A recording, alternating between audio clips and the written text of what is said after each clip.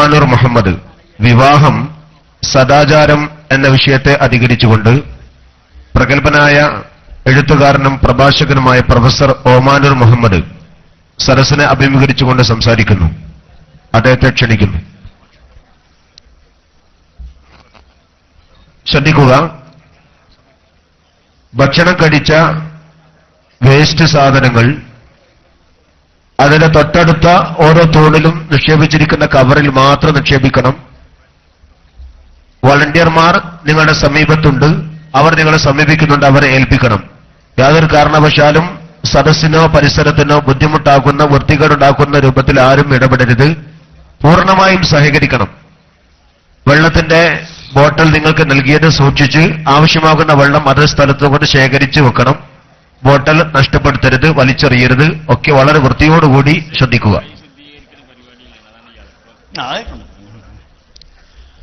അസ്സലാമു അലൈക്കും വറഹ്മത്തുള്ളാഹി വബറകാതുഹു. അഊദു ബില്ലാഹി മിനശ് ശൈത്വാനിർ റജീം. ബിസ്മില്ലാഹിർ റഹ്മാനിർ റഹീം. അൽഹംദുലില്ലാഹി അല്ലദീ ഫളല ബനീ ആദമ ബിൽ ഉലൂമി വൽ മആരിഫി അലാ ജമീഇൽ ആലം. സ്വല്ലല്ലാഹു അലാ മുഹമ്മദിൻ വഅലാ ആലിഹി വഅസ്ഹാബിഹി യനാബിഉൽ ഉലൂമി വൽ ഹികം. ഇബാദല്ലാഹ് ഇത്തഖുല്ലാഹ ഹഖ തുഖാതി വലാ തമൂതുന്ന ഇല്ലാ വഅൻതും മുസ്ലിമൂൻ.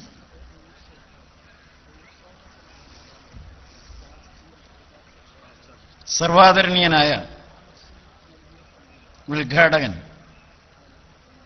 UM അബ്ദുറഹ്മാൻ മുസ്ലിയാർ, ബഹുമാന്യനായ അധ്യക്ഷൻ മെട്രോ മുഹമ്മദാജി, സമാദരണീയരായ ഉമ്മർ ഫൈസി മുക്കം, ആനമങ്ങാട് മുഹമ്മദ് കുട്ടി ഫൈസി, ബഹുമാനപ്പെട്ട KA റഹ്മാൻ ഫൈസി, ഇവിടെ സ്റ്റേജിലും സദസ്സിലും സന്നിഹിതരായിരിക്കുന്ന അഭിവന്യരായ പണ്ഡിതന്മാരെ, സമസ്തയുടെ നേതാക്കളെ, പ്രിയപ്പെട്ട ഇസ്ലാമിന്റെ സഹോദരങ്ങളെ, നിങ്ങൾക്കെല്ലാവർക്കും അല്ലാഹുവിൽ നിന്നുള്ള സമാധാനവും സുരക്ഷിതത്വവും സദാ സംജാതമാകട്ടെ എന്ന് ഞാൻ ആദ്യമായി ആശംസിച്ചു കൊള്ളുകയാണ്.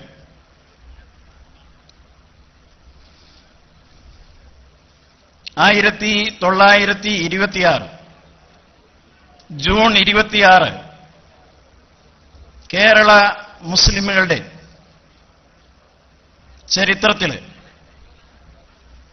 വളരെ സുപ്രധാനപ്പെട്ട ഒരു കാലഘട്ടമാണ്. കേരളത്തില് ഇസ്ലാമിന്റെ പൈതൃകം, ഇസ്ലാമിന്റെ പാരമ്പര്യം, അതിന്റെ തനിമയും പരിശുദ്ധിയും കാത്തു സൂക്ഷിക്കാൻ വേണ്ടിയിട്ട് സമസ്ത കേരള ജമിയത്തുൽ ഉലമ എന്ന് പറയുന്ന ഈ മഹാപ്രസ്ഥാനം ഈ കേരള മണ്ണിൽ ഉദയം പ്രാപിച്ചത് 1926 ജൂൺ 26 സമസ്ത കേരള ജമിയത്തുൽ ഉലമയുടെ പ്രവർത്തനം ഇന്ന് ഈ കേരള സംസ്ഥാനം വിട്ട് ഇന്ത്യയുടെ വിവിധ ഭാഗങ്ങളിൽ വ്യാപിച്ചുകൊണ്ടിരിക്കുകയാണ്. ഇസ്ലാമിന്റെ വെള്ളി വെളിച്ചം ലോകത്തിന് തന്നെ വിതരണം ചെയ്യുന്നതിൽ സമസ്ത ഏറ്റവും വലിയ പങ്കാണ് നിർവഹിച്ചുകൊണ്ടിരിക്കുന്നത്. ആ മഹാപ്രസ്ഥാനത്തിന്റെ ഏറ്റവും വലിയ പോഷക സംഘടനയായ സമസ്ത കേരള സുന്നി യുവജന സംഘം അതിന്റെ 60ാം വാർഷികമാണ് കാസർകോട്ടെ വാദി ത്വയ്ബ എന്ന് പറയുന്ന പ്രവിശാലമായ ഈ സദസ്സിൽ വെച്ച് ആഘോഷിച്ചുകൊണ്ടിരിക്കുന്നത്. അതിന്റെ 2ാമത്തെ ദിവസമായ ഇന്ന് കാലികം എന്ന പറയുന്ന ഈ സെഷനിൽ ഒട്ടേറെ വിഷയങ്ങൾ പണ്ഡിതന്മാർ, പ്രാസംഗികന്മാർ നിങ്ങളുടെ മുമ്പാകെ അവതരിപ്പിക്കാൻ പോവുകയാണ്. ഈ അവസരത്തില് വിവാഹം സദാചാരം മനുഷ്യ ജീവിതത്തിലെ ഏറ്റവും വലിയ ഒരു സംഭവമാണ് വിവാഹം എന്ന കാര്യത്തിൽ നമുക്ക് സംശയമില്ലല്ലോ. ആ വിവാഹത്തെക്കുറിച്ച്, അതുപോലെ തന്നെ നമ്മുടെ ലോകത്ത് സദാചാര മൂല്യങ്ങളോട് നമ്മളെങ്ങനെ പ്രതികരിക്കുന്നു എന്ന വിഷയത്തെക്കുറിച്ച് ആണ് ഞാൻ നിങ്ങളോട് ഈ അവസരത്തിൽ അല്പനേരം സംസാരിക്കാൻ ഉദ്ദേശിക്കുന്നത്. നിങ്ങൾക്കറിയാം, മനുഷ്യരെ അല്ലാഹു ആണ് പെണ്ണ് എന്ന് പറയുന്ന ഇണകളായിട്ടാണ് സൃഷ്ടിച്ചിരിക്കുന്നത് എന്ന് വിശുദ്ധ ഖുർആൻ പറയുന്നു. ഖുർആനിലെ സൂറത്ത് യാസീൻ സൂറത്തിൽ അല്ലാഹു പറയുകയാണ്, സുബ്ഹാനല്ലദീ ഖലഖൽ അസ്വാജ കുല്ലഹാ മിമ്മാ തുൻബിതുൽ അർളു വമിൻ അൻഫുസിഹിം വമിമ്മാ ലാ യഅലമൂൻ എന്ന് വിശുദ്ധ ഖുർആൻ നമ്മളോട് പറയുന്നു. മനുഷ്യ സമൂഹത്തിലെ ഇണകളെ സൃഷ്ടിച്ചവനാണ് അല്ലാഹു. എല്ലാ ജീവജാലങ്ങളിലും തന്നെ, പക്ഷിമൃഗാദികളില്, ജീവജാലങ്ങളില്, ഭൂമിയിൽ മുളച്ചുണ്ടാകുന്ന സസ്യലതാദികളില് ഒക്കെ തന്നെ അല്ലാഹു ഇണകളെ സൃഷ്ടിച്ചിരിക്കുന്നു. അങ്ങനെയുള്ള അല്ലാഹു പരമപരിശുദ്ധനാണ് എന്ന് വിശുദ്ധ ഖുർആൻ പറയുകയാണ്. അതോടൊപ്പം തന്നെ ആയത്തിൽ പറയുന്നു, നിങ്ങൾക്കറിയാത്ത കാര്യങ്ങളിലും അല്ലാഹു ഇണകളെ സൃഷ്ടിച്ചിരിക്കുന്നു എന്ന് വിശുദ്ധ ഖുർആൻ നമ്മളോട് പറയുന്നു. ഈ ഇണകളെ സൃഷ്ടിക്കുന്ന കൂട്ടത്തിൽ ആണ് പെണ്ണ് ഇങ്ങനെ രണ്ടിനം ഇടയ്ക്ക് ചെറിയ അപവാദമായിട്ട് ഹുൻസ എന്ന് പറയുന്ന ഒരു വിഭാഗവുമുണ്ട്. ഇതിന് നമ്മൾ മലയാള ഭാഷയില് നപുംസകം എന്ന് പറയും. നപുംസകങ്ങൾ അല്ലെങ്കിൽ ഇംഗ്ലീഷില് ഹെർമാഫ്രോഡൈറ്റ് എന്ന് പറയും. ഇത് അപവാദം മാത്രമാണ്. പക്ഷേ മനുഷ്യരാശിയില്, അതുപോലെ തന്നെ മൃഗങ്ങളില്, പക്ഷിലതാദികളില് ഒക്കെ തന്നെ അല്ലാഹു സുബ്ഹാനഹു വ തആല ഇണകളെ സൃഷ്ടിച്ചിരിക്കുന്നു. ഈ ഇണകളുടെ പരസ്പര ബന്ധത്തിലൂടെ, ലൈംഗികമായ ബന്ധത്തിലൂടെയാണ് വംശവർദ്ധനവ് നടത്തുന്നത്. അങ്ങനെ മനുഷ്യരാശിയുടെ വംശവർദ്ധനവ് ആണും പെണ്ണും തമ്മിലുള്ളതായ ലൈംഗിക ബന്ധത്തിലൂടെ ആണ് നിശ്ചയിക്കപ്പെട്ടിട്ടുള്ളത് എന്ന കാര്യത്തിൽ നമുക്കാർക്കും തന്നെ ഒരു സംശയവുമില്ലല്ലോ. ആദിമ മനുഷ്യനായ ആദം അലൈഹിസ്സലാം തൊട്ടിട്ട് ഇന്നേ വരെയുള്ള എല്ലാ മനുഷ്യരും തന്നെ ഒരൊറ്റ അപവാദം മാത്രമേ ഉള്ളൂ. അതായത് മഹാനായ ഈസാ അലൈഹിസ്സലാം ഒഴിച്ച ബാക്കിയെല്ലാം തന്നെ ഈ ഭൂലോകത്ത് ഉണ്ടായിരിക്കുന്നത് ആണും പെണ്ണും തമ്മിൽ ഇണചേർന്നുകൊണ്ടാണ്. ഇങ്ങനെ ഈ ആണും പെണ്ണും എങ്ങനെ ഇണചേരണം എന്നുള്ള കാര്യത്തെക്കുറിച്ച് ആദം അലൈഹിസ്സലാമിനെ ഭൂമിയിലേക്ക് അയക്കുമ്പോൾ, ഹവ്വാ ബീവിയെ ഭൂമിയിലേക്ക് അയക്കുമ്പോൾ വിശുദ്ധ ഖുർആനിൽ പരാമർശം കാണാം. അല്ലാഹു ആദം അലൈഹിസ്സലാമിനോട് പറഞ്ഞു, വലക്കും ഫിൽ അർളി മുസ്തഖറുൻ വമതാഉൻ ഇലാ ഹീൻ വഇമ്മാ യഅതിയന്നകും മിന്നീ ഹുദൻ വമൻ തബിഅ ഹുദായ ലാ ഖൗഫുൻ അലൈഹിം വലാ ഹും യഹ്സനൂൻ എന്ന് വിശുദ്ധ ഖുർആൻ നമ്മളോട് പ്രഖ്യാപിക്കുകയാണ്.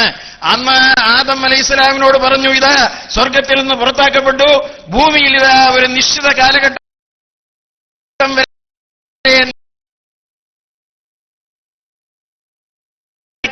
അവസരം നൽകുകയാണ്.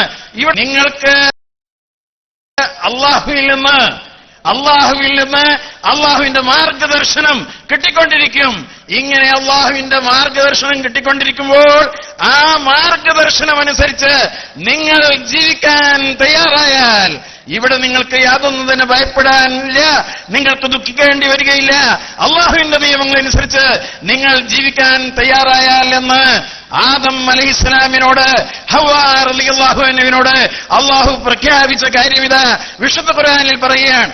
അങ്ങനെ അള്ളാഹു നൽകിയിരിക്കുന്ന ആ നിയമത്തിന്റെ അടിസ്ഥാനത്തില് ആണും പെണ്ണും ഇണചേരുക എന്നുള്ളത് അംഗീകൃത വിവാഹത്തിലൂടെയല്ലാതെ പാടില്ല എന്ന് വിശുദ്ധ ഖുർആനും ലോകത്തുള്ള സകലമാന സദാചാര നിയമങ്ങളും ലോകത്തിന്റെ മുമ്പാകെ പ്രഖ്യാപിച്ചിരിക്കുകയാണ്.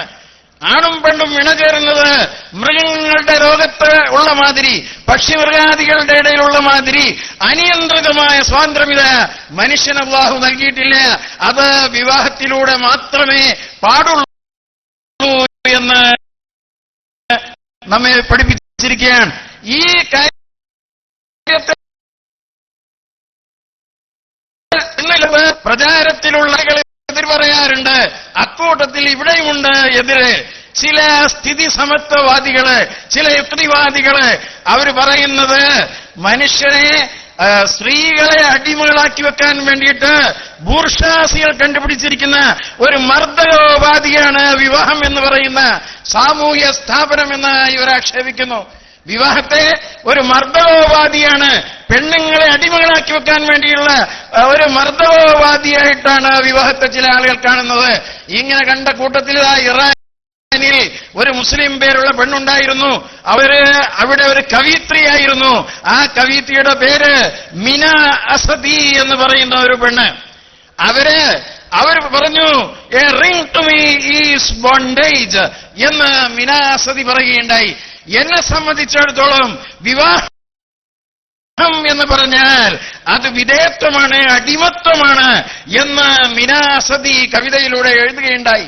ഇറാനിലെ കവിയായിരുന്നു, ഖുമൈനിയുടെ കാലത്തുണ്ടായിരുന്ന ആളായിരുന്നു. അങ്ങനെ ഈ പെണ്ണിനെ ഇറാൻ നാടുകടത്തുകയാണ് ചെയ്തത്. നമ്മുടെ തസ്ലീമ നസ്രീൻ, അതുപോലെ ബംഗ്ലാദേശിലെ തസ്ലീമ നസ്രീനെ പോലെ അവരും ഇതേ അഭിപ്രായക്കാരാണ്. വിവാഹം എന്ന് പറഞ്ഞാൽ അത് മർദ്ദകോപാധിയാണ്, അതിന് ഞാൻ അംഗീകരിക്കുന്നില്ല. മൃഗങ്ങളുടെ ഇടയിലുള്ള മാതിരി തന്നെ മനുഷ്യന് അവന്റെ ഇഷ്ടം പൂർത്തീകരിക്കാനുള്ള അവകാശമുണ്ടാവണം. ആണിന്റെ അടിമയാക്കാനുള്ളതാണ് വിവാഹം എന്ന് പറഞ്ഞുകൊണ്ട് മിനാസതി വിവാഹത്തെ എതിർത്തപ്പോൾ മിനാസതിയെ ഇറാൻ പുറത്താക്കുകയുണ്ടായി. ഇന്ന് സ്വീഡനിലെ സ്റ്റോക്ക്ഹോമിലാണ് മിനാസതി പ്രവാസ ജീവിതം നയിച്ചുകൊണ്ടിരിക്കുന്നത്. ഇങ്ങനെ കുറച്ച് ആളുകള് ആ കാര്യത്തിൽ തന്നെയും വിവാഹം എന്ന് പറഞ്ഞാൽ അത് മോശമാണ്, അത് മനുഷ്യന്റെ സ്വാതന്ത്ര്യത്തെ ഹനിക്കുന്നതാണ് എന്ന് പറയുന്ന കുറച്ചാളുകൾ ഇന്നത്തെ ലോകത്തുണ്ട് എന്നുള്ള ചില യുക്തിവാദികളുണ്ട്, ചില സ്ഥിതി സമത്വവാദികളുണ്ട്. ഫെമിനിസ്റ്റുകൾ അത്രത്തോളം പോയിട്ടില്ല നമ്മുടെ ഫെമിനിസ്റ്റുകൾ. അതായത് വിവാഹം വേണ്ട എന്ന് പറയുന്നിടത്തോളം ഫെമിനിസ്റ്റുകൾ എത്തിയിട്ടില്ല. എങ്കിലും വിവാഹത്തിന്റെ ദൂഷ്യവശങ്ങളെക്കുറിച്ച് അവർ പറയാറുണ്ട്.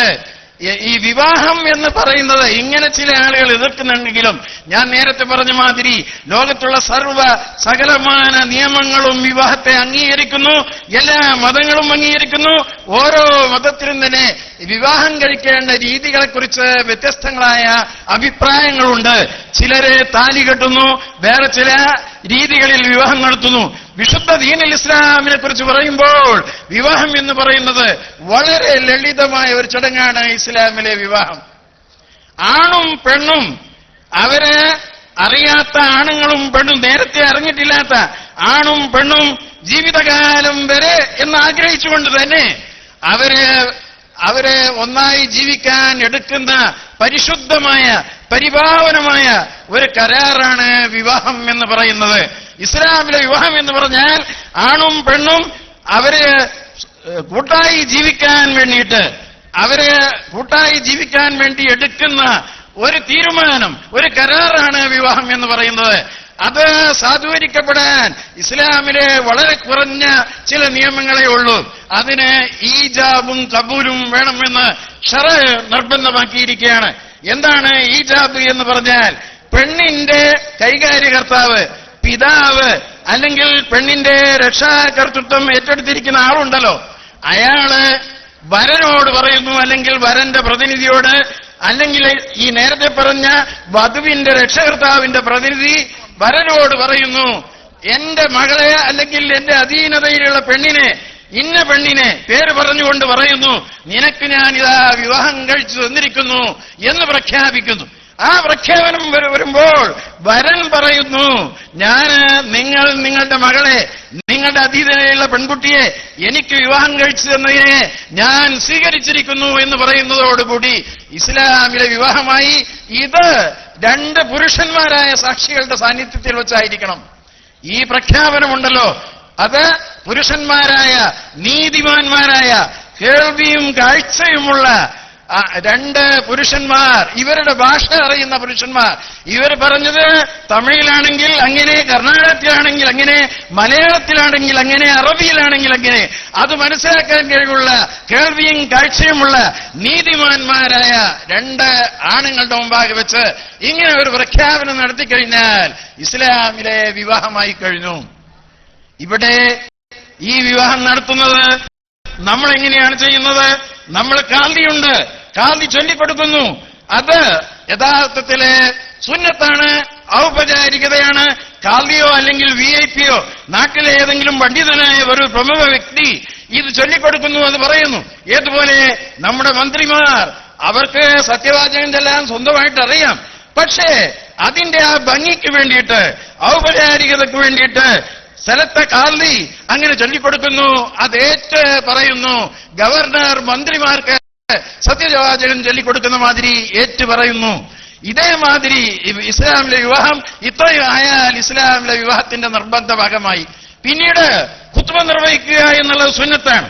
അതുപോലെ തന്നെ മഹർ പറയുക എന്നുള്ളത് സുന്നത്തേ ഉള്ളൂ. മഹർ കൊടുക്കണം, അത് നിർബന്ധമാണ്.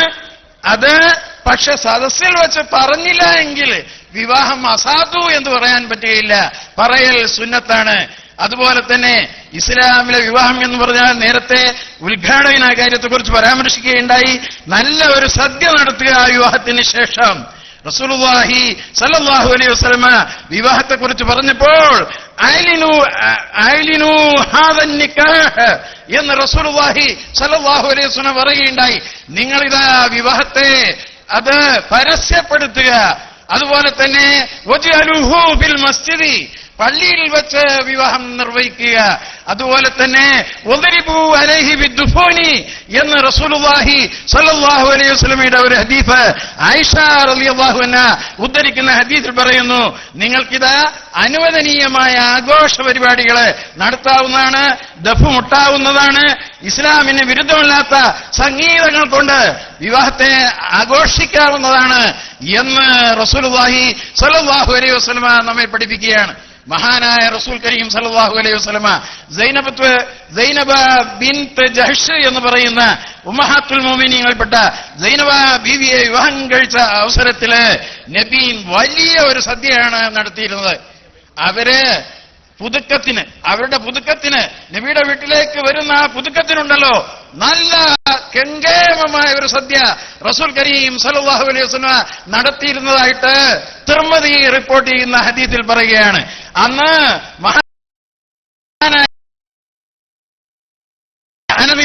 അദ്ദേഹം വേണ്ടി ഏൽപ്പിച്ചത്. അങ്ങനെ അദ്ദേഹം പറയുകയാണ്, ഇനി ആ പ്രദേശത്ത് ഒരാളും തന്നെ ബാക്കിയില്ല എന്ന് തോന്നുമാറ് ഞാൻ ആളുകളെ വിളിച്ചു. എല്ലാവരും വന്നു. അവർക്കൊക്കെ തന്നെ വിഭവസമൃദ്ധമായ സദ്യ, ഈത്തപ്പഴവും അതുപോലെ തന്നെ മാംസവും ഒക്കെ വിതരണം ചെയ്തു. അതുകൊണ്ട് തന്നെ ഇന്ന് ഞാൻ ചിലപ്പോൾ ചില പത്രങ്ങളിലൊക്കെ തന്നെ വിവാഹത്തിന്റെ ധൂർത്തിനെ കുറിച്ച് ആളുകൾ അല്പം അതിശയോക്തിപരമായിട്ട് ലേഖനം എഴുതുന്നത് കാണാറുണ്ട്. എന്താണ്, നല്ല ഒരു സദ്യ നടത്തി. എന്റെ ഒരു പ്രൊഫസറായിരുന്ന ആള് അദ്ദേഹം പറയുകയാണ്, വിവാഹത്തിന് വളരെ കുറച്ച് ആളുകളെ ക്ഷണിക്കാൻ പാടുള്ളൂ എന്ന്. യഥാർത്ഥത്തിലെ ആളുകളുടെ കഴിവനുസരിച്ച്, അതായത് ദരിദ്രനായ ഒരാള് ഒരുപാട് ആളുകളെ ക്ഷണിച്ചു വരുത്തി സദ്യ കൊടുത്ത് കടത്തിൽപ്പെടുക എന്ന് പറഞ്ഞാൽ അത് ബുദ്ധിശൂന്യമാണ്. അത് അയാളെ സംബന്ധിച്ചിടത്തോളം ഇസ്രാഫാണ്, അമിതത്വമാണ്, അത് തെറ്റാണ്, അത് ചെയ്യാൻ പാടില്ല. സ്വയം കുണ്ടിൽ ചാടുന്ന ഏർപ്പാടാണല്ലോ അയാൾ ചെയ്യുന്നത്. പക്ഷേ നിങ്ങൾ നോക്കുക, MA യൂസുഫ് അലിയെ പോലെയുള്ള ഒരാൾ, ഒരു വലിയ പണക്കാരൻ, അദ്ദേഹം ഇത് നല്ല കേമമായ ഒരു സദ്യ നടത്തുന്നു. കാസർകോട്ടുള്ള മുഴുവൻ ആളുകളെയും ക്ഷണിച്ചു വരുത്തുന്നു, കേമമായ സദ്യ നടത്തുന്നു. ഇസ്ലാം നിരോധിച്ച യാതൊരു കാര്യവും നടത്തുന്നില്ല എങ്കിൽ അതിനെ ആക്ഷേപിക്കാൻ, അതിനെ ധൂർത്ത് എന്ന് പറയാൻ ഇടയില്ല. അത് ധൂർത്തല്ല. നമുക്ക് കഴിവുണ്ടെങ്കിൽ ആളുകൾക്ക് ധർമ്മം കൊടുക്കുക എന്നുള്ളതാണ് അവിടെയുള്ളത്. പൊങ്ങച്ചത്തിന് വേണ്ടി ആയിരിക്കരുത്. ഞാൻ വലിയ മുതലാളിയാണ്, എനിക്ക് ഇത്രയും ആളുകളെ ക്ഷണിക്കാൻ കഴിയും എന്നൊക്കെ പറഞ്ഞുകൊണ്ട് ക്ഷണിക്കരുത്. അതുപോലെ തന്നെ ഇന്ന് വിവാഹത്തോടനുബന്ധിച്ച് മുസ്ലിം സമുദായത്തില് പണ്ട് അനാചാരങ്ങളൊന്നും തന്നെ ഉണ്ടായിരുന്നില്ല എന്ന് തന്നെ പറയാം. അതിനെ മഹാന്മാരായ സമസ്തയുടെ പണ്ഡിതന്മാർ ചില അനാചാരങ്ങളെ എതിർക്കേണ്ടി വന്നപ്പോൾ എതിർത്തിട്ടുണ്ട്. എന്താണ്, ചില ആളുകളെ വരന്റെ കൂടെ വരുമ്പോൾ പടക്കം പൊട്ടിക്കുന്നു. ഇത് യഥാർത്ഥത്തിൽ നമ്മുടെ ആചാരമല്ല, അനാചാരമാണ്. ആ കാര്യം ചെയ്യാൻ അനുവാദം ഇസ്ലാമിലില്ല. അതുപോലെ തന്നെ നിങ്ങൾ കേട്ടിട്ടില്ലേ, ഇരുന്ന് തിന്നതിന് പകരം എരന്ന് തിന്നുക എന്ന് പറയുന്ന ഒരു സമ്പ്രദായമുണ്ടല്ലോ. അതായത് ബുഫേ എന്ന് പറയുന്ന സമ്പ്രദായം. അതായത് ആളുകളെ ക്യൂ നിർത്തിക്കൊണ്ട് ഭക്ഷണം കൊടുക്കുക. നിങ്ങൾക്ക് ഭക്ഷണം കൊടുക്കാൻ നിങ്ങളുടെ അടുത്ത് സൗകര്യമില്ലെങ്കിൽ, നിങ്ങൾ ഹാളില് വെച്ച് നടത്താൻ നിങ്ങൾക്ക് സൗകര്യമില്ലെങ്കിൽ, അല്ലെങ്കിൽ നിങ്ങളുടെ വീട്ടിൽ വെച്ച് നടത്താൻ സൗകര്യമില്ലെങ്കിൽ ഈ രീതി ഉപേക്ഷിക്കുകയാണ് വേണ്ടത്. അത് നല്ല രീതിയല്ല എന്നുള്ള കാര്യം ഞാൻ ഈ അവസരത്തിൽ നിങ്ങളോട് ഓർമ്മപ്പെടുത്തുവാൻ വേണ്ടി ഉദ്ദേശിക്കുകയാണ്. അതുപോലെ തന്നെ വിവാഹം കഴിഞ്ഞതിന് ശേഷം ഇന്ന് നമ്മൾ കാണുന്നു, ഇതേമാതിരി സ്റ്റേജ് കെട്ടിയിട്ട് ആ സ്റ്റേജില് പുരുഷനും വധുവും വരനും ഭാര്യയും ഭർത്താവുമായി കഴിഞ്ഞതിന് ശേഷം അവർ രണ്ടാളെയും തന്നെ സ്റ്റേജിലേക്ക് കൊണ്ടുവന്ന് അവിടെ മാലയണിക്കലും, പെണ്ണിന് മാലയണിക്കുന്നു, ആണിന് മാലയണിക്കുന്നു. പല ആണുങ്ങളും തന്നെ ആ രംഗത്ത് പ്രത്യക്ഷപ്പെടുന്നു.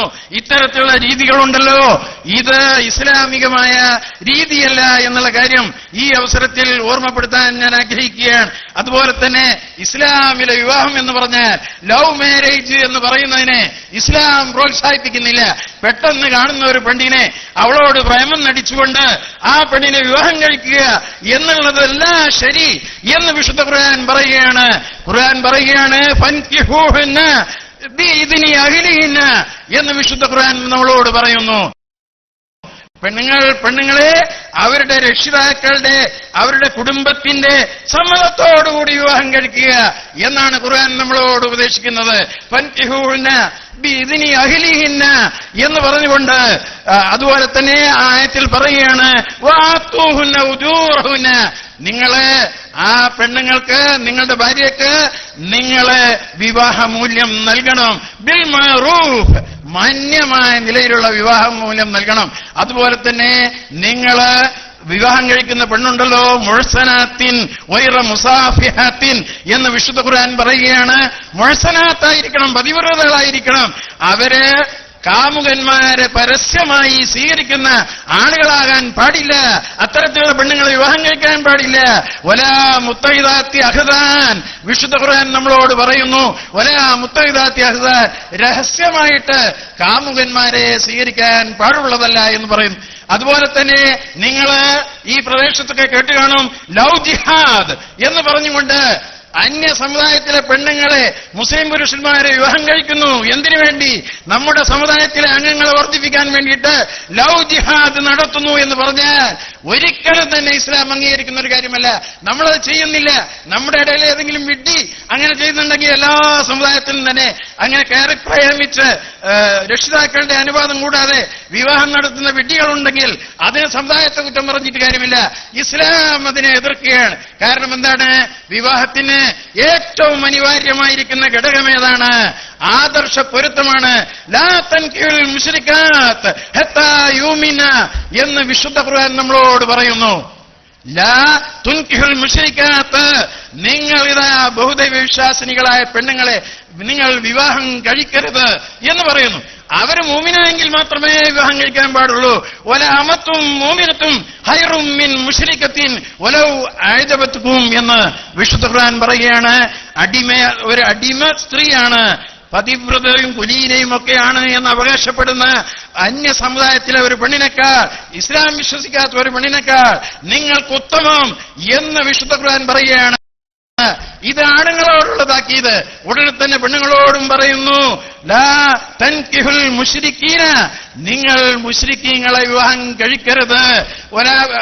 വലൗ അഅജബകും, അവരെത്ര തന്നെ നിങ്ങൾക്ക് ആകർഷണീയമായി തോന്നിയാൽ പോലും നിങ്ങളെ അത്തരത്തിലുള്ള ആളുകളെ വിവാഹം കഴിക്കരുത്.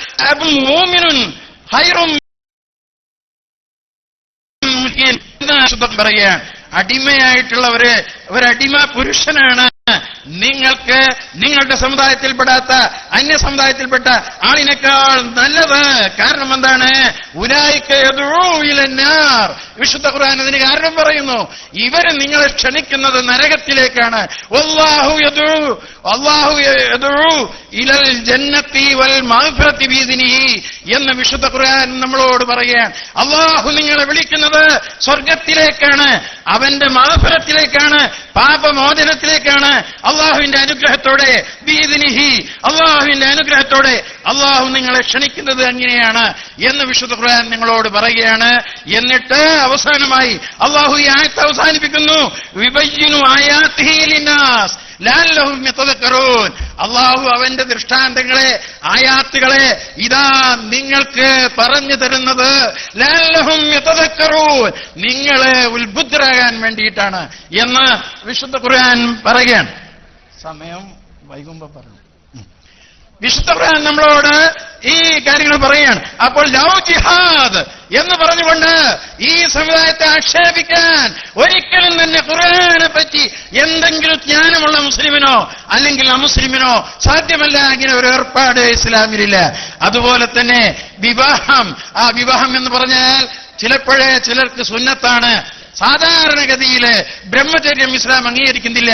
പണ്ടൊരിക്കല് നബിയുടെ കാലത്ത് ഉസ്മാൻ ബിൻ മൗദൂൻ എന്ന് പറയുന്ന മഹാനായ സഹാബിയുടെ വീട്ടിൽ വെച്ച് മറ്റ് 2 സഹാബിമാർ കൂടിയിട്ട് ഒരു ശപഥമെടുക്കുകയുണ്ടായി.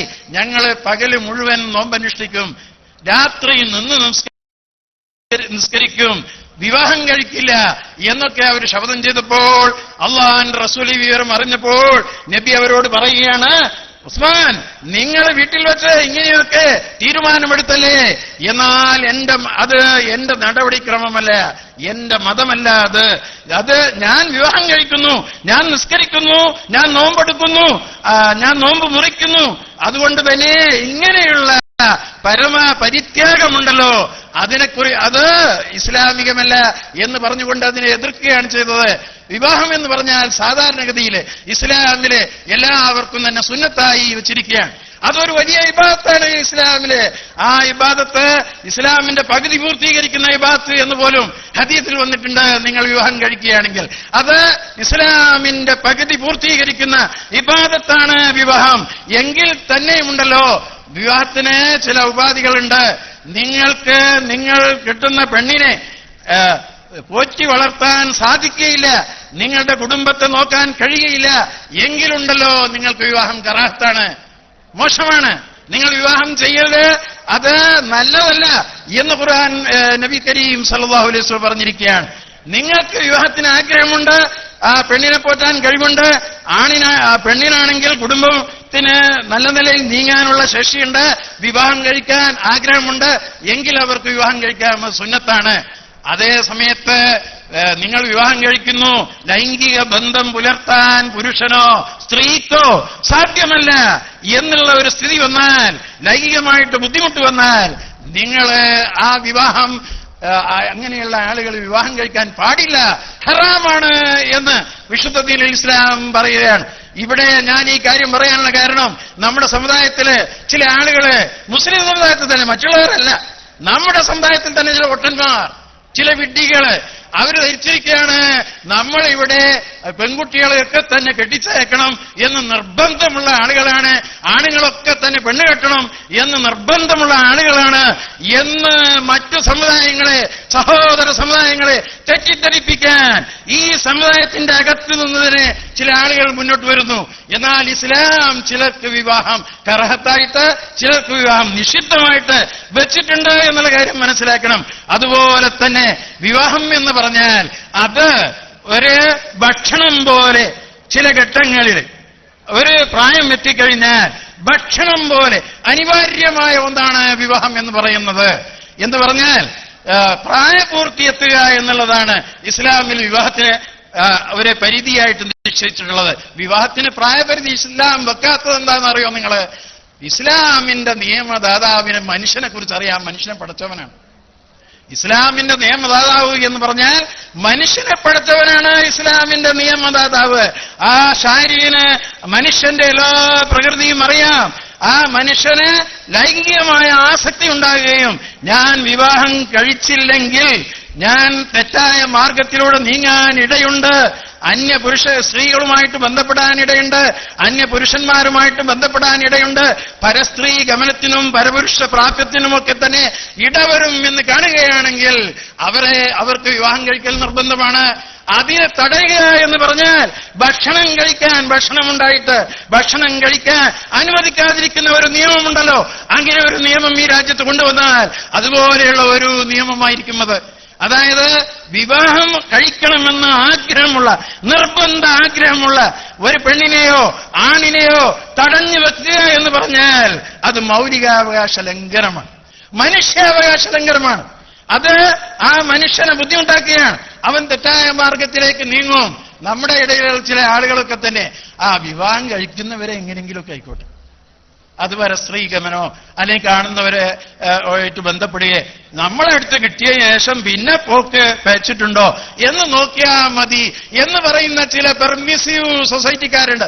നമ്മളിതാ നമ്മുടെ മഹാന്മാരായ പണ്ഡിതന്മാർ, സമസ്ത കേരള ജമിയത്തുലമ മഹാന്മാരായ പണ്ഡിതന്മാർ ഒരാപത്തിനെ കുറിച്ച് ലോകത്തിന്റെ മുമ്പാകെ പറഞ്ഞു. കാരണം എന്താ? വിശുദ്ധ ദീനുൽ ഇസ്ലാമിനെ പരസ്ത്രീ ഗമനം എന്ന് പറഞ്ഞാൽ, പരപുരുഷന്മാരുമായി ബന്ധം പുലർത്തുക എന്ന് പറഞ്ഞാൽ അത് വളരെ തെറ്റാണ്, വ്യഭിചാരമാണ്. അതിന് 100 അടിയടിക്കൽ നിർബന്ധമാണ്. പെണ്ണ് കെട്ടാത്ത ആളുകള് അല്ലെങ്കിൽ വിവാഹം കഴിക്കാത്ത പെണ്ണ്, വിവാഹം കഴിക്കാത്ത ആണ് ഈ തെറ്റ് ചെയ്തു കഴിഞ്ഞാൽ അവരെ 100 അടിയടിക്കണമെന്നാണ് വിശുദ്ധ ദീനുൽ ഇസ്ലാം പറയുന്നത്. വിവാഹം കഴിച്ചാളോ ഇങ്ങനെ ഒരു തെറ്റ് ചെയ്താൽ അവരെ എറിഞ്ഞു കൊല്ലണമെന്നാണ് ഇസ്ലാമിന്. അത്രയും വലിയ ശിക്ഷ വിധിക്കുന്ന ഇസ്ലാമിനുണ്ടല്ലോ ഇവര് പറയുന്ന ഈ പെർമിസീവ് സൊസൈറ്റി. അതായിക്കോട്ടെ, അതവരെ ഇപ്പൊ സെക്സ് റാക്കറ്റൊക്കെ പറഞ്ഞ് നമ്മുടെ +2 കുട്ടികൾ, നിങ്ങൾ ചാനലിൽ ഇപ്പൊ അടുത്ത ദിവസം കണ്ടു കാണും അല്ലെങ്കിൽ പത്രത്തിൽ വായിച്ചു കാണും. +2 കുട്ടികളെയൊക്കെ തന്നെ സെക്സ് റാക്കറ്റിന്റെ വലയിൽ വെക്കുകയാണ്. ഇവരുടെ വയസ്സ് 15, 14, 12 വരെ. അതിലും താഴെയുള്ള സംഭവങ്ങൾ നമ്മൾ കണ്ടിട്ടുണ്ട്. ഈ കാര്യമുണ്ടല്ലോ, അതിന്റെ പ്രായോഗിക വശം ശരിക്ക് മനസ്സിലാക്കിയതുകൊണ്ടാണ് നമ്മള് 18 വയസ്സിന് മുമ്പ് ഏതെങ്കിലും ഒരു പെൺകുട്ടി, 21 വയസ്സിന് മുമ്പ് ഏതെങ്കിലും ഒരു പെൺകുട്ടി വിവാഹിതരാകുകയാണെങ്കിൽ, ആൺകുട്ടി വിവാഹിതരാകുകയാണെങ്കിൽ ആ വിവാഹം അത് അസാധുവാണെന്ന് പറയാനോ അതിന്റെ പേരിൽ അത് നടത്തിയവരെ ശിക്ഷിക്കാനോ അതിന് കാർമ്മികത്വം വഹിച്ചവരെ ശിക്ഷിക്കാനോ പാടില്ല എന്ന് നമ്മളിപ്പോൾ പ്രഖ്യാപിക്കുന്നതുണ്ടല്ലോ, അതിന് ചൂട്ടുപിടിക്കുന്നുണ്ടല്ലോ. അത് മൗലികാവകാശ ലംഘനമാണ് എന്നുള്ള കാര്യം നമ്മൾ ആരും തന്നെ നിങ്ങൾ 18-ാം വയസ്സിൽ വിവാഹം കഴിക്കണമെന്ന് പറയുക. നിങ്ങൾക്ക് ഇഷ്ടമുണ്ടായി വിവാഹം കഴിച്ചാൽ നിങ്ങൾ മരണം വരെ ഇനി അങ്ങോട്ട് വിവാഹം കഴിക്കുന്നില്ല എന്നാണ് നിങ്ങളൊരുത്തം തീരുമാനിക്കുന്നതെങ്കിൽ നമ്മൾ കുറ്റം പറയാൻ പോകുന്നില്ല. നമുക്ക് നിങ്ങൾ വിവാഹം കഴിക്കണമെന്ന്. പക്ഷേ നമുക്കൊരു നിർബന്ധമുണ്ട്, സമസ്തയ്ക്ക് ഒരു നിർബന്ധമുണ്ട്, ഇസ്ലാമിനൊരു നിർബന്ധമുണ്ട്. എന്താണ് ആ നിർബന്ധം? പരസ്ത്രീ ഗമനം പാടില്ല, അന്യപുരുഷന്മാരുമായിട്ട് ബന്ധം പുലർത്താൻ പാടില്ല, അത് വിവാഹത്തിന് ശേഷം മാത്രമേ പാടുള്ളൂ എന്ന് ഇസ്ലാം അനുശാസിക്കുന്നു. അതുകൊണ്ട് തന്നെ പണ്ട് ബനാത്വാല സാഹിബ്, ഇബ്രാഹിം സുലൈമാൻ സട്ടു സാഹിബ്, ഇതുപോലെയുള്ള നമ്മുടെ MP-മാരുണ്ടല്ലോ, അവര് ലോകസഭയില് ഈ നിയമം കൊണ്ടുവന്നപ്പോൾ വളരെ ശക്തമായിട്ട് ബനാത്വാല സാഹിബ്, ഇബ്രാഹിം സുലൈമാൻ സട്ടു സാഹിബ് ഞങ്ങളെ മുസ്ലിംകളെ ഈ വിവാഹ പ്രായപരിധി ഉയർത്തുന്ന ഇതിൽ നിന്ന് ഒഴിവാക്കണം എന്ന് പറയുകയാണ്. അതിന്റെ അനന്തരാവകാശികളായ നമ്മൾ ചിലപ്പോൾ അവരിൽപ്പെട്ട തന്നെ ചില ആളുകള്, നമ്മുടെ മഹാന്മാരായ പണ്ഡിതന്മാർ ഇങ്ങനെ ഒരു നിയമം തെറ്റാണ്, അതിനെതിരെ ഞങ്ങൾക്ക് ആനുകൂല്യങ്ങൾ മുഹമ്മദൻ ലോ എന്ന് പറയുന്ന ഈ രാജ്യത്ത് ഇപ്പോഴും നിലനിൽക്കുന്ന ആ വ്യക്തി നിയമമനുസരിച്ച് ഞങ്ങൾക്കുള്ള ആനുകൂല്യം കിട്ടണം എന്ന് പറഞ്ഞതിന്റെ പേരിൽ വളരെ കളിയാക്കിക്കൊണ്ട് ചില ആളുകളൊക്കെ തന്നെ എഴുതുകയുണ്ടായി. ഒരാള് ഒരു ലേഖനം എഴുതി ഒരു പത്രത്തിൽ. എന്താണെന്നറിയോ? ഈ കുട്ടികളെ പുസ്തകം കയ്യിലേന്തി നടക്കേണ്ട പ്രായത്തില് കുട്ടിയെ കയ്യിൽ പിടിച്ചത് ചുമക്കേണ്ട ഗതികേട് ഈ സമുദായത്തിലെ പെൺകുട്ടികൾക്ക് നിങ്ങൾ ഉണ്ടാക്കരുതേ എന്ന് പറഞ്ഞുകൊണ്ട് ലേഖനം എഴുതി. എന്നിട്ട് ആ ലേഖനത്തിൽ പറയാണ്, ഫാത്തുമ്മക്കുട്ടിയെ, ഖദീജക്കുട്ടിയെ അത് ഫാത്തിമയും ഖദീജയുമാക്കിയത് ഈ വിദ്യാഭ്യാസമാണ് എന്നൊക്കെ അങ്ങ് ഉദ്ഘോഷിക്കാൻ തുടങ്ങി. അതായത് നമ്മുടെ കേരളത്തിലെ മുസ്ലിമുകൾക്ക് ഒരു പ്രത്യേകതയുണ്ട്, നമ്മുടെ പേര് അല്പമൊന്ന് മലയാളീകരിക്കുന്നുണ്ടാവും. അതായത് അത് വിദ്യാഭ്യാസം ഇല്ലാത്തതുകൊണ്ടൊന്നുമല്ല, വിദ്യാഭ്യാസമുള്ള ആളുകളുടെ കൂട്ടത്തിലും തന്നെ ബോക്കുട്ടി, ചേക്കുട്ടി, അതുപോലെയുള്ള പേരുകളെ കുട്ടിയെമുട്ടി എന്നൊക്കെ പറഞ്ഞിട്ട് പല പേരുകളും നമ്മുടെ ഈ സമുദായത്തിന്റെ അകത്തുണ്ട്. ഇത് വിദ്യാഭ്യാസം കൊണ്ട് പോകുമെന്ന് പറയും. ഈ കേരളത്തിലുണ്ട്, അതുപോലെ തന്നെ മലേഷ്യയിലുണ്ട്, ഇന്തോനേഷ്യയിലാണെങ്കിൽ മുസ്ലിം പെണ്ണുങ്ങൾക്ക് അവരുടെ പേര് കേട്ടാ മുസ്ലിമാണോ എന്ന് തന്നെ നമ്മൾ മനസ്സിലാക്കാൻ കഴിയില്ല. ഉദാഹരണമായിട്ട് അഹമ്മദ് സുകാർണോ, അദ്ദേഹത്തിന്റെ മകളുടെ പേരെന്താണ്? മേഘാവതി എന്നാണ്. മേഘാവതി സുകാർണോ പുത്രി, മുസ്ലിമാ. പക്ഷെ പേര് കേട്ടാൽ മേഘാവതി സുകാർണോ പുത്രി എന്ന പേര് കേട്ടിട്ടുണ്ടെങ്കിൽ നമുക്ക് അവര് മുസ്ലിമാണെന്നറിയില്ല. അവിടുത്തെ പ്രസിഡന്റ് ആര്? സുഷീലോ ബബാങ് യുദായോന. എന്താണ്? സുഷീലോ ബബാങ് യുദായോന, മുസ്ലിമാ.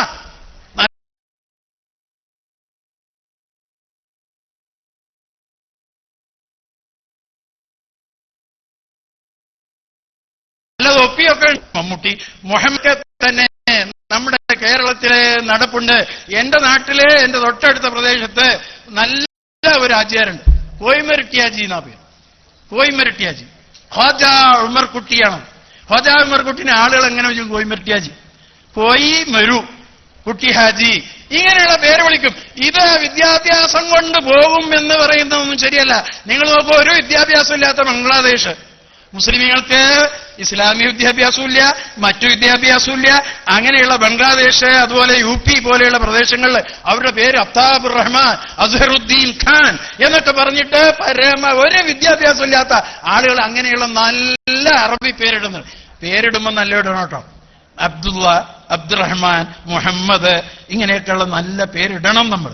ആ കാര്യത്തിലൊന്നും സംശയമില്ല. പക്ഷേ ഇവര് പറയുന്ന മാതിരി ഉണ്ടല്ലോ, അത് വിവാഹപ്രായം അങ്ങ് ഉയർത്തിയത് കൊണ്ടാണ് നമുക്ക് വിദ്യാഭ്യാസം പരന്നത് എന്നൊക്കെ പറഞ്ഞുകൊണ്ട് സമുദായത്തിന്റെ പണ്ഡിതന്മാരെ പഠിപ്പിക്കാൻ വേണ്ടിയിട്ട് നമ്മുടെ സമുദായത്തിൽ നിന്ന് ആരും തന്നെ മുന്നോട്ട് വരരുത്. അവർ പറയുന്നത് ഇസ്ലാം, അല്ലാഹുവിന്റെ ശരീഅത്ത്, അവര് നമ്മുടെ സമസ്ത കേരള ജമിയത്തുൽ ഉലമ നമുക്ക് പറഞ്ഞു തരുമ്പോൾ ആ ശരീഅത്തിന് എതിരെ നമ്മളെ ശബ്ദമുയർത്താൻ പാടില്ല. നമ്മുടെ ഇടയിലുള്ള ചെറുപ്പക്കാർ അതിനെതിരെ അണിനിരക്കാൻ പാടില്ല. അതനുസരിക്കാൻ ബാധ്യസ്ഥരാണ്. പണ്ഡിതന്മാരെ അനുസരിക്കാത്ത സമൂഹമുണ്ടല്ലോ, ആ സമൂഹം ഖിയാമത്ത് നാളിന്റെ അലാമത്താണ് എന്നുള്ള കാര്യം നമ്മൾ മനസ്സിലാക്കേണ്ടതുണ്ട്. അപ്പോഴേ ഇസ്ലാമിലെ ഈ കുടുംബ സംവിധാനം വേണം.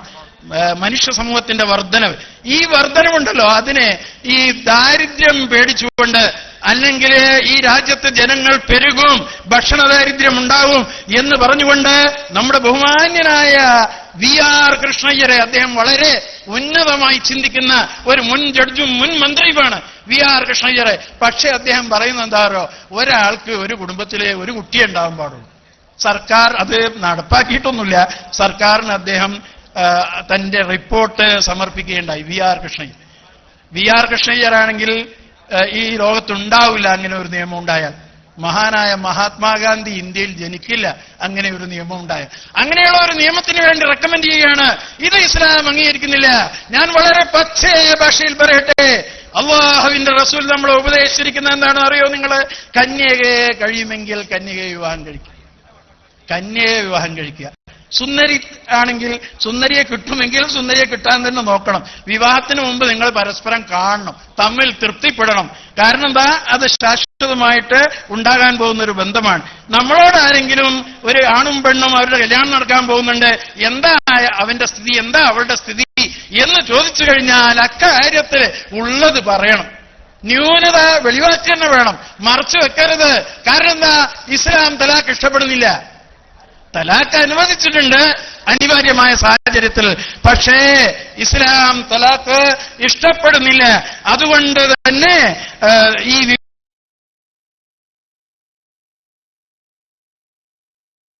വിവാഹബന്ധമുണ്ടല്ലോ, മരണം വരെ ഭംഗിയായിട്ട് തർക്കമിത ദീനുൽ ഇസ്ലാമിനുള്ളത്. അതുകൊണ്ട് തന്നെ തലാഖ് അത് അറശിനെ ഞെട്ടിപ്പിക്കുന്ന കാര്യമാണെന്ന് അലി ഇബ്നു അബീ താലിബ് പറയുന്നു, നിങ്ങൾ ഒരു പെണ്ണിനെ തലാഖ് ചെയ്യുകയാണെങ്കിൽ, ആണിനെ പിരിക്കുകയാണെങ്കിൽ, പരസ്പരം ബന്ധം വിച്ഛേദിക്കുകയാണെങ്കിൽ അത് ഏറ്റവും വലിയ ഒരു മോശമായ കാര്യമാണ്. അനുവദനീയമായ കാര്യത്തിൽ വെച്ച്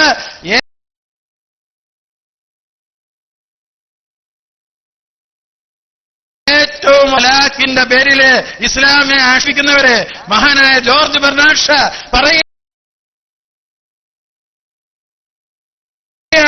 ലോകമിത മുഹമ്മദിന്റെ മതം വിശുദ്ധമായ വിശുദ്ധ ദീനുൽ ഇസ്ലാമാണ്. വിശുദ്ധ എന്ന് അദ്ദേഹം പറഞ്ഞിട്ടില്ല, മുഹമ്മദാനിസമാണ് എന്ന് ജോർജ് ബെർണാഷ് പറയുന്നു, ആനി ബെസന്റ് പറയുന്നു. അപ്പോൾ തലാഖ്, ബഹുഭാര്യത്വം എന്നൊക്കെ പറയുന്ന കാര്യമുണ്ടല്ലോ. ഞാൻ ഈ അവസരത്തിൽ ഒരു കാര്യം, ഒരു വിഡ്ഢിത്തം നമ്മുടെ സമുദായത്തിലെ ഒരു സംഘടന ചെയ്ത ഒരു വിഡ്ഢിത്തം ഞാൻ അനുസ്മരിക്കുകയാണ്, ഞാൻ ഓർക്കുകയാണ്. എന്താണെന്നറിയോ നിങ്ങള്? 18 വയസ്സിനും 21 വയസ്സിനും ഇടയിൽ ആണും പെണ്ണ് വിവാഹം കഴിക്കുന്നതിനെ കുറിച്ച് തങ്ങളുടെ കോളേജുകളില് പഠിക്കുന്ന +2 വിദ്യാർത്ഥിനികളോടും അതുപോലെ തന്നെ കോളേജിൽ പഠിക്കുന്ന ഡിഗ്രി വിദ്യാർത്ഥികളുടെ പെൺകുട്ടികളുടെ ഇടയിൽ ഇവരൊരു സർവേ നടത്തുകയുണ്ടായി. എന്ന് പറഞ്ഞാൽ ശരീഅത്തിന്റെ നിയമങ്ങൾ സ്വീകാര്യമാണോ അല്ലേ എന്നറിയാൻ സർവേ നടത്തുക. ഇങ്ങനെ ഒരു സർവേ നടത്തുക എന്ന് പറഞ്ഞാൽ അത് ഇസ്ലാമിനെ കൊച്ചാക്കുന്നതല്ലേ എന്ന് നമ്മൾ മനസ്സിലാക്കണം. ഈ അങ്ങനെ 4000 പെൺകുട്ടികളുടെ ഇടയിൽ 10-15 ഒഴിച്ച് ബാക്കി മുഴുവൻ 18 വയസ്സിന് മീതെ പറ്റൂ എന്ന് പറഞ്ഞു എന്നാണ് അവർ കൊട്ടിഘോഷിക്കുന്നത്. നമ്മളുണ്ടല്ലോ ബഹുഭാര്യത്വം പറ്റുമോ പറ്റൂലേ എന്ന് നമ്മുടെ കോളേജിലെ പെൺകുട്ടികളുടെ ഇടയിൽ ഇവരൊരു സർവേ നടത്തട്ടെ. ഇസ്ലാം ബഹുഭാര്യത്വം അംഗീകരിച്ചിട്ടുണ്ട്. പെണ്ണുങ്ങളുടെ ഇടയിൽ നീതി പുലർത്താൻ നിങ്ങൾക്ക് കഴിയണം. ബഹുഭാര്യത്വം വേറൊരു ആയത്തിൽ പറയുന്നുണ്ട്, ഞാൻ സമയദൈർഘ്യമായ ആയത്തോതാൻ ഉദ്ദേശിക്കുന്നില്ല. മറ്റൊരായത്തിൽ പറയാണ്, നിങ്ങൾ എത്ര തന്നെ പരിശ്രമിച്ചാലും വലോ ഹസർത്തും എന്നാ പറയുന്നത്. നിങ്ങൾ എത്ര തന്നെ പരിശ്രമിച്ചാലും ലൻ തസ്തതിഉ, നിങ്ങൾക്ക് സാധ്യമല്ല തഅദിലു ബൈന നിസാ, പെണ്ണുങ്ങളുടെ ഇടയിൽ നീതി പുലർത്താൻ, പരമനീതി പുലർത്താൻ നിങ്ങൾക്ക് സാധ്യമല്ല. അതുകൊണ്ട് ഫലാ തമീലു കുല്ലൽ മൈലി എന്ന് പറഞ്ഞുകൊണ്ട് വിശുദ്ധ ഖുർആൻ പറയാം, ഒരു പെണ്ണിനോട് 2 പെണ്ണുണ്ടെങ്കിൽ ഒരു പെണ്ണിനോട് കൂടുതൽ സ്നേഹം കാണിക്കുകയും അവൾക്ക് കുപ്പായും തുണിയും സാരിയും ഒക്കെ കൊടുക്കുകയും മറ്റവളെ കെട്ടിയെടുത്തപ്പോൾ കൽ മുഅല്ലഖത്തി അവളെ മാറ്റി നിർത്തുകയും ചെയ്യുന്ന സാഹചര്യം ഉണ്ടാകാൻ പാടില്ല എന്നാ പറ. അപ്പൊ സാമാന്യ നീതി പുലർത്താൻ കഴിഞ്ഞാൽ ചില അനിവാര്യ ഘട്ടങ്ങളിൽ ബഹുഭാര്യത്വം ഇസ്ലാം അനുവദിച്ചിരിക്കുകയാണ്. ഇതിനാരാ പുകഴ്ത്തിയിരിക്കുന്നത്? ഡോക്ടർ ആനി ബെസന്റ് എന്ന് പറയുന്ന ആ മഹദി ഇസ്ലാമിലെ ബഹുഭാര്യത്വത്തെ, ഇസ്ലാമിലെ വിവാഹ സമ്പ്രദായത്തെ ഒക്കെ തന്നെ വളരെയേറെ മുക്തകണ്ഠം പ്രശംസിച്ചിരിക്കുകയാണ്.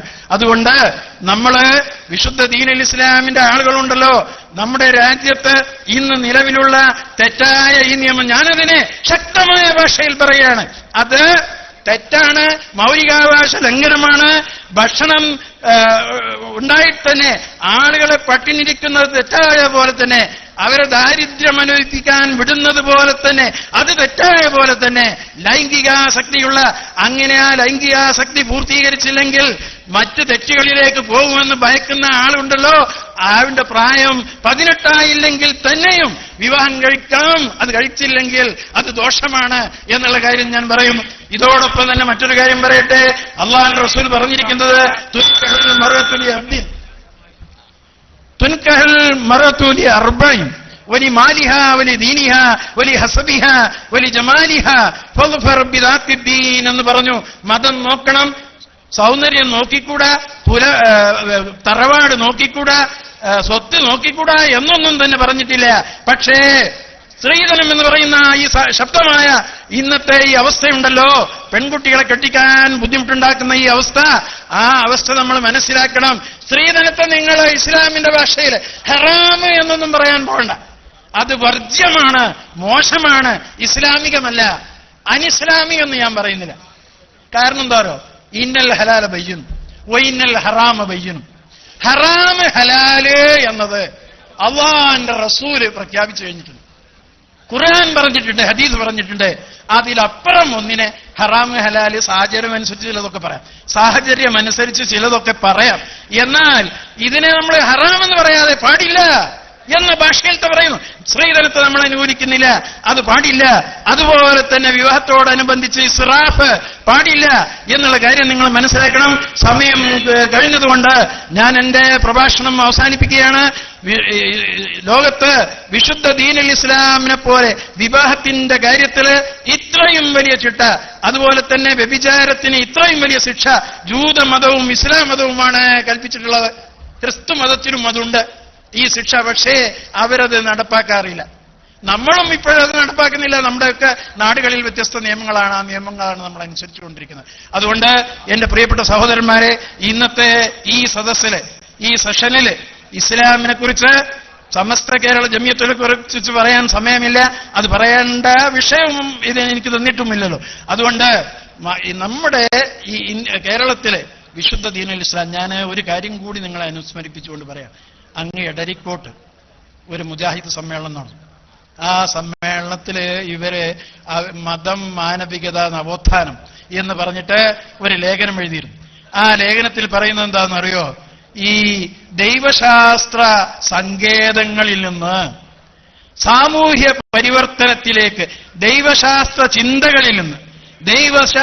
ചിന്തകളിൽ നിന്ന് സാമൂഹ്യ പരിവർത്തനത്തിലേക്ക് ഇസ്ലാമിനെ പരിവർത്തിച്ചു കൊണ്ടുവന്ന ആളുകളാണ് ഞങ്ങള് നദ്വത്തുൽ മുജാഹിദീൻ എന്നവർ ലേഖനം എഴുതിയിരിക്കുന്നു. എന്ന് പറഞ്ഞാൽ തൗഹീദ് വേണ്ട, അഖീദ വേണ്ട, ഈമാൻ വേണ്ട, ഇവിടെ സാമൂഹ്യ പരിവർത്തനമാണ് ഇസ്ലാം എന്ന് പറയുന്നു. ഇങ്ങനെയുള്ള ഈ സാമൂഹ്യ പരിവർത്തനത്തിന്റെ ആളുകള് ചാനലുകൾ എന്താ പ്രസംഗിക്കുന്നതെന്ന് അറിയാം നിങ്ങള്? ഈ വിവാഹം എന്ന് പറഞ്ഞാൽ ഒരു സാമൂഹ്യ പ്രശ്നമാണ്, അതൊരു മതപ്രശ്നമല്ല.